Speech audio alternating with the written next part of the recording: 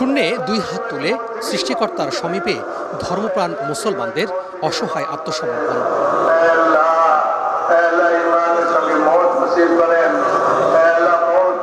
মনের যত অব্যক্ত কথা গড়িয়ে পড়া চোখের পানিতে ফরিয়াদ মহান রবের দরবারে। আল্লাহুম্মা আমিন ধ্বনিতে প্রকম্পিত চারপাশ।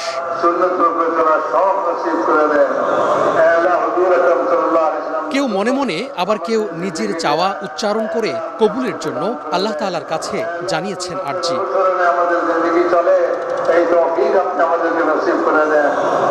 রোববার সকাল ৯টার পর শুরু হয় প্রথম পর্বের প্রথম ধাপের আখির মোনাজাত। ১৬০ একরের মূল ময়দান ছাপিয়ে প্রধান সড়ক, ফুটপাত আর অলিগলিতে অবস্থান নেন মুসল্লিরা। বাদ যায়নি বিভিন্ন ভবনের ছাদও, এমনকি তুরাগ তীরে নোঙর করা নৌকাতেও অবস্থান নিয়ে মোনাজাতে অংশ নেন অনেকে।